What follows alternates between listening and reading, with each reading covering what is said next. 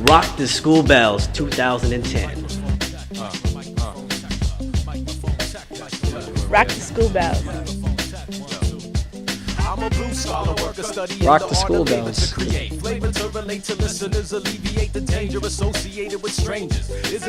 Rock the School Bells.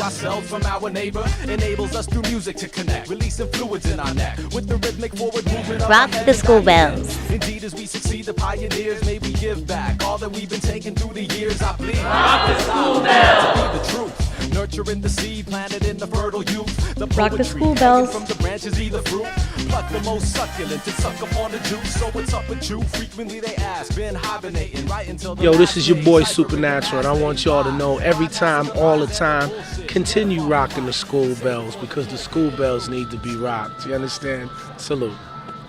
Hip hop, it's a way of life. I grew up on hip hop.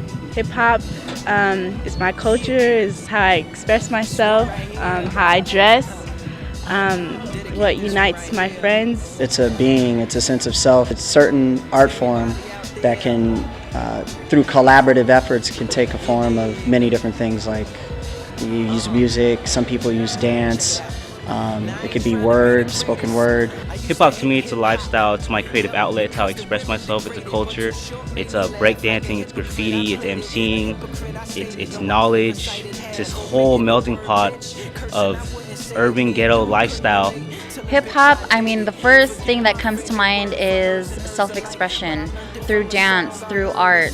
It is a mode of getting positivity out, working with your community. It's a particular culture for especially youth and people who grew up with hip hop. It means freedom through expression. The limited resources they have to create a brilliant culture with their own voice and create their own tools and really describe their life and create their world on their own terms. And to me, as somebody who's an educator and has been through institutions of higher learning, it's probably one of the most creative, innovative, and intelligent art forms that there is. So it continues to be a source of inspiration for me. Rock the School Bells, it's one of the events here at Skyline that I really believe in. I believe in its mission. I believe that there are a lot of misconceptions out there on hip hop and hip hop culture. And so being able to break down those stereotypes, really educate students who are growing up in hip hop culture or even just experiencing hip hop and maybe not completely understanding what the roots of hip hop are, and getting that education, making sure that the foundation of that knowledge is set in place. That way they can further educate other people who are interested in hip hop culture, if it be one element or all elements. As an educator at a community college and having given the opportunity to work at this type of event allows me to engage a lot of the students. And I think that's the biggest piece that I really enjoy the most. I think it's important to have these hip-hop conferences because it's actually a culture that's worldwide, very empowering for people to actually do hip-hop. In a way, it can be helping a lot of youth and young people of color and young people, period, around the world, especially in schools. Particularly because this conference was organized in a way where you have some of the real cultural icons of hip-hop and folks who really come grassroots from the different elements. It's great to put the students in touch with hip-hop practitioners. Hip-hop is a true American cultural art form that is not taught in American schools. So in order to be able to understand what's going on in society and be able to not just adapt, but to be able to collaborate and to live in unison with other people, is to understand them.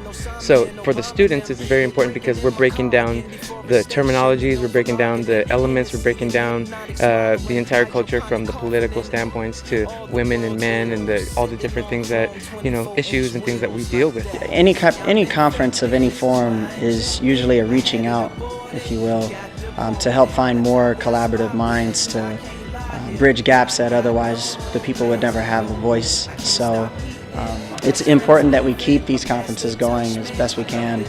I hope that they gain a lot of insight about why a lot of folks do hip-hop. I also want them to feel like they are personally involved in this whole process. It's all about building that personal development. It's all about building self-esteem. It's all about building the belief in themselves that they can do something and be successful in something. It doesn't have to be involving music or the arts. It could be writing, or it could be being an engineer or a doctor, but just feeling the need that they could be successful. I hope they gain a greater understanding of what hip-hop culture is and what we've went through to still be able to speak about hip-hop culture. I hope they gain a better understanding of themselves and the responsibility that they have as kids that say, I'm hip-hop, I'm down with hip-hop. I hope they gain an understanding of themselves and know that they have a responsibility to preserve the integrity of the culture and protect it as well and keep it lifted up in a positive light. And if that can happen, I think that's the solution to the problem. A lot of people talk about the problem but never talk about the solution. So I think that's one of them.